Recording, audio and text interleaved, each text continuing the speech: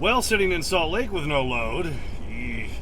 Cool, though, at the delivery. Got a great shot of a plane taking off.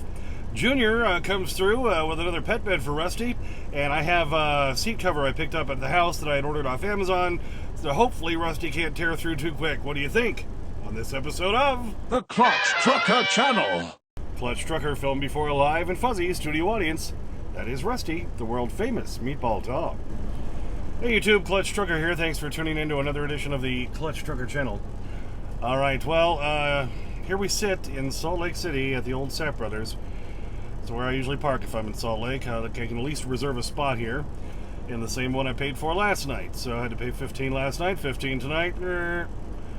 But couldn't get a load that paid worth a squat coming out of here today. Part of the problem was my delivery wasn't until noon. So I didn't have a lot of time to look because I had no idea how quickly or how long they were going to take to unload.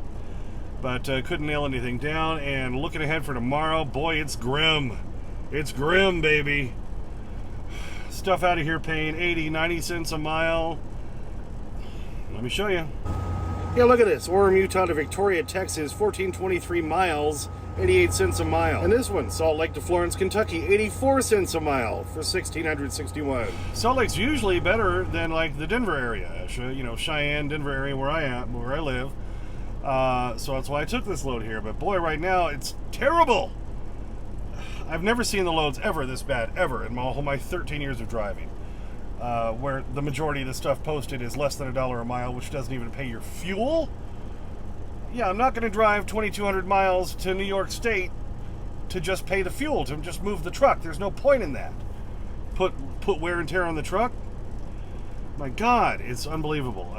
And, you know, we're still kind of limited on the brokers we can work with, so it's pretty frightening right now. See Rusty scratching away there back at that pet bed. Let me try to angle that. So we're going to be talking about that in a minute. Luckily, Junior sent us a new one since you already put a couple of holes in the cushion on that one, Rusty. Can you just lie down, please, Rusty? Why do dogs do that? Why do they always have to scratch? I don't scratch at my bed when I get on it. I will fluff the pillow in the right way. But see, now he's scratching again.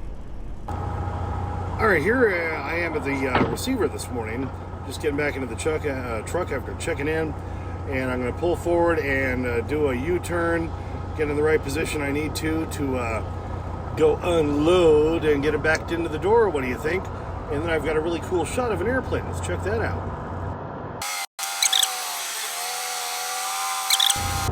All right, right there to the left, that's the door I got to back into. So we're going to get into position. And then look right there, there's a plane taking off right over the Salt Lake skyline. Beautiful shot. So here it is about 6 p.m. on Monday night, the 17th of April. So just going to get up early and I'll start trying again, see what I can find. I do have a possible load that I can run, the same one I ran from Glen Rock to Wisconsin. They've got that for Friday, but then what do I do until then? And that one pays okay, so it's kind of frightening. So we're just going to see what we can find. Rusty's always so concerned that something's going on. So see, he was lying down, and now there he is sitting on the pet bed, and he's looking up like, oh, what am I up to? What am I up to? Well, I'm going to show his new pet bed. When I came through the house yesterday, my wife had gone to the grocery store for me, gave me a few more things. I had completely stocked up about just a couple weeks ago. But she made me some of that delicious chicken Dorito casserole. Oh, it's a beautiful thing. Love that, baby. And picked up a few other grocery things, and I needed more dog food. And I needed to pick up this seat cover because Rusty has put a hole in the one that used to be on my driver's seat. I always move those over to the passenger seat because he does that, just like he was doing a minute ago with the pet bed. And he's managed to tear a hole through that one. See, there it is. Yep, he's put a hole in it. If I can zoom in here. I always forget how to zoom in on this one. But see, nice big hole. And I went on to Duluth Trading Company, because that's what this is. It's a, you can see the thing up there. Oh, too far away. Duluth Trading Company, there it says, right there. They want too much for it. You know, in the past, I've paid like $27 for these seat covers, and then last time I bought one, it went up to like $75 plus shipping and all that. It was over 80 bucks. I'm like, no, I'm not paying that much just to have him tear a hole in something else. So I found just a cheap one off Amazon. I'll show you that. All right, so this is the Bulldoglogy, or Bulldoglogy, I'm not sure how you say it. Premium dog front seat cover, bucket style, waterproof, heavy duty durability. Supposed to be machine washable, adjustable straps, non-slip backing. Installs in 30 seconds, it says. I don't think it's going to go that quick. But there it is. So I got a cheaper one. This was like $25. So if he tears through that, I won't mind as much instead of paying $80. What do you think? My guess is that's supposed to be Bulldogology. You know, like the study of bulldogs, I guess would be, since I don't know. But anyway, so yeah, so since I'm sitting here, we might as well stick this on. I'll do that. And then I had another surprise when I came through the house yesterday. Junior O, who really supports this channel big time and always gets stuff for Rusty, he sent another one of these Bed Sure Comfy Pet beds. Here it is, all shrink down, so we'll pop this baby open. What do you think? Okay, so I just cut it open, and it is the exact same one that Junior sent us before. See, it even has a little leather patch here on the front. Oh, isn't that lovely? That's a Bed Sure Comfy Pet. And, you know, he obviously spent more on these than I'm willing to spend on them, because that one has lasted us at least 6 months, I think maybe even more. It has the separate cushion, so, oh, it's so soft. So Rusty can't tear them up as bad. And then it has the gripper bottom, so it sits up there on the clutch trucker couch. So sometimes he'll sit back there while I'm going down the road. Generally, he likes to get down between the passenger seat and the door. I've got a little pet bed down there. So you can see the difference between the new one and the used one. That's definitely been used. So we'll just plop that one down there in his favorite spot. Okay, got the old one off. I have to get out that door to get one more thing, one more strap undone. Of course, I'm going to pull the bike out so I can get the new one in. Alright, so there's a new seat cover in place. It is not as fit, it doesn't fit as well as the Duluth Trading Company ones, but all of this seat does is hold my cab commander bag. Rusty gets himself up there sometimes, and then it's got the bike in front. It does cover up my taped up thing holding up there, which is nice. So that should be pretty tough. So we'll see how that one works with old Rusty Dog. Right, Fuzzy? Alright, there it is with the seat cover, the cab commander back in place, and the bike in front. Alright, if you saw my videos not too long ago where I was talking about my new watch, the Casio G-Shock, the one that looks like this, and I have a little picture I can put up right there for a closer view. I said I loved everything about it, and especially once I found out you tip it towards you and the backlight comes on. That's pretty freaking cool. But I just loved it. I said the only thing I didn't like about it was the numbers on the display weren't quite big enough for me. I would like them a little bit bigger. And so I did a search to see, well, what else can I find? This one will work great for now. And then I found this one right here. Yeah, it's the Casio MTGM900DA-8, blah, blah, whatever it is. You saw the thing. But it's essentially the same, but you see it has a silver band. I didn't even notice that in the picture until I got it in the mail. I ordered that on Amazon, picked it up in an Amazon locker. And the thing I like about this type of a band over this type of a band is what I never like about these is the little, and I've had with every brand of watch, the little flap you have that holds the thing down, well, it'll slide out and then this pops out and it gets caught on my steering wheel as I'm going along. With these type do not, because it's that bracelet type band, you know, so you do that. Problem is when it came and I pulled it out of the box, I'm like, why is it so much heavier? And I realized, oh, because it's got the metal band. But it's a little bit classier looking watch, and you can see the face there. It's got, the numbers are a little bit bigger. That was my only complaint about the other one. And so it has the day up there on the top and just the date at the bottom. Numbers a little bit bigger instead of all these three little circle things with all the little explanation of what's going on. So I kind of like this one a lot better. I still really love this one too, though. So I'm a big fan of these watches. But so what I'm going to do, this will be my daily use as I'm driving watch, because then it won't catch on the wheel, and it looks a little classier, doesn't it? A little nicer with that metal band and everything. And I found them new, like you saw in that picture. I'll show it again right here. $170 from the Casio website. But I found like new, minor damage to box on Amazon for like $91. So that's how I bought it. And otherwise, it was perfect. It was great. Just the box is dented a little bit. So big, hairy deal. All right, there we go. Show them to you side by side here. And you can see a little bit of the difference. The numbers are a little bit bigger on the one to the left.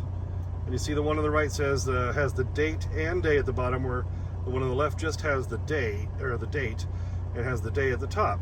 And then the one on the left just has that one little kind of round window thing to show the low, medium, or high on the charge, because they're both tough solar. Where on this one, it's in that, well, it won't focus on that, I don't think. Come on, camera, can you focus? No, it won't. It's on that center one, a little bit harder to see. And those little indicators there in that window, they're a little harder to see. Where here, it's just kind of around. Like above where the seconds are, that shows you that. And they both do the same thing. You put them up straight, and you tip them towards you, and look, they both come on. I love that. That is such a cool feature of both of these watches. So I'm a huge fan of both of these G-Shocks. So what I'll do is, this one with the plastic resin band will be my work watch. So when I'm having to work on the truck and do stuff like that, that'll be my go-to watch. Just my daily as I'm driving, then I'm going to go with this one because it looks a little classier, looks a little nicer. Don't you just love how that lights up like that, just automatically? That is so freaking cool in my book. Gotta love it. Of course, this one's still on Central Time, and I got this one on Mountain Time. And you can see the little radio control symbol just to the right of the date down there. You know, it automatically resets the time itself every day or every other day whenever it can get the signal. So you always have the perfect time. Both of these watches from Casio, really freaking cool. I've always been kind of a watch head. I love watches, and so if you dig deep into my channel, I've reviewed a lot of different watches, and ones that I've had some Timexes and some Casios over the years, all that I've liked a lot. Yes, Rusty, I see you. He got all nervous and upset when I was putting on the new the car seat cover, all that, so now he's being all needy and clingy. But anyway, yeah, so just love this one. And I think it's great. So like I've always said before, once I find something I like, I want to have another one as a backup. But with the solar recharging on these watches, on this one and this one, I've read online on the reviews where these will last 10 to 15 years on the battery before that has to be replaced, because the solar thing recharges them all the time. And I won't run into that issue I had with my last two Timexes, that the battery died. And yes, as I've said before, I could have replaced the battery, but that's just kind of annoying. And now that I found the tough solar thing from Casio, either one of these, I like them a lot. They're pretty freaking cool. What do you think? I can tell you though, the one thing I don't like about the bracelet bands on these watches is when you got to take the links out, because I'm a bigger guy. My left wrist though is not near as big as my right wrist.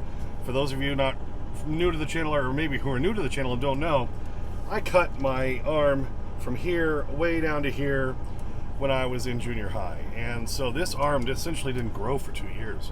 My hands are two different sizes. It's kind of weird, and this is as flat as this hand gets. So my wrist is smaller on this one. But anyway, I had to take out 3 of the links in there, and every one is different. Every one of them is different. I had to pull out my tiny little mini screwdriver tools and try to pry them out. That was a process, but I got a good fit on it right now. You can see it doesn't move around too much, and everything is just about perfect. So that's the one downside to these, as opposed to these, where you just pick your thing and stick it on there. Okay, well, as I've always said, if you got some time while you're out here on the road, try to take advantage of it. So, put the new seat cover on that I picked up at the house. We got that done. Got Rusty's new pet bed. You can see now he's happily sitting back there. See, there he is. Just licking away at his paws. Right, Rusty? Hi, Rusty! Hello! So, C Junior, he already loves the new pet bed. Way to go on that one. Thank you for getting us the same one. I don't know how much that must have cost, but really, again, thank you. All right, so try to take advantage of the time is my whole point. So got some things done. They have water on the fuel island here, so I filled up my fresh water tank. For the toilet, I dumped it on my way out here at Rollins. We got all the other stuff put away last night after I got here that my wife gave me. I've got the great food that she made for me. And I still have to do the air and electric lines that go between the truck and the trailer that I still have sitting down there in my side box.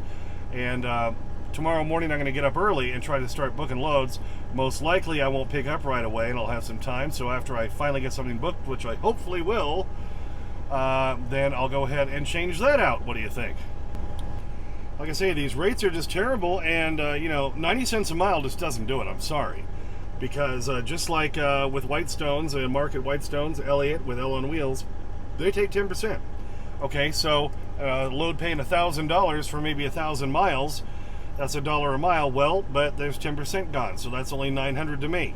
Okay, I got to pay the fuel, and averaging 5 miles a gallon, which is all this truck does. Granted, I don't have to pay for the DEF, which does help, but still, you got to average right now. They've been creeping back up again. It's around $4 a gallon, so that's $800.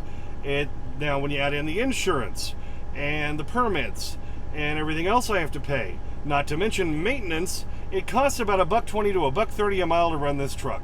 90 cents a mile ain't gonna freaking do it. So I got to make at least that, and that's before I make any money to bring home to the family. So I'm not going to move the truck for 90 cents a mile. I'm sorry, it's just not going to happen. Worst case, I'm going to drive back home to Cheyenne. I know the guys I did the load for, the H-Bar Inn, from Glenrock to Wisconsin, they've got that again this Friday. Worst case, I'm just going to drive damn home empty, and I'll go up there on Friday and pick that up, because at least that one's paying decent. Not a lot to say. Yeah, we'll just get up early tomorrow and we'll try to look for loads again. Looking for loads in all the wrong places. Hopefully we can find something, right, Rusty? Meanwhile, you're just waiting for that begging strip. I know, that's all you care about. Thanks for tuning in. Please subscribe. Please like and comment. Get your comments as soon as I can. Sometimes takes a couple days because I'm a working truck driver. Clutch Trucker on Instagram. Clutch Trucker on Twitter, where I always put Rusty stuff. Ring that bell for notifications so you know when the new videos come out. And as always, sniff that magic YouTube fairy dust. Clutch and Rusty, out. Wait a minute, $46 for 3 tents?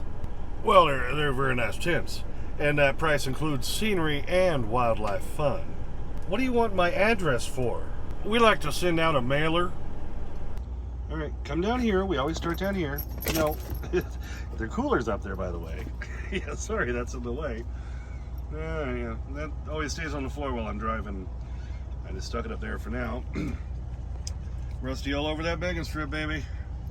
It's a beautiful thing. Here on the pet bed. That's the old pet bed. We'll put the newer one down there here for you later, Rusty. We'll show that in the video, actually. So it'll have happened before we hit this point. But as soon as I record the Rusty parts, I got to give him the begging strips or he'll bug the poo out of me. What do you think? Yeah. It's a beautiful thing. Love them begging strips. Oh yes, happy dog. Let's get that happy dog look, Rusty.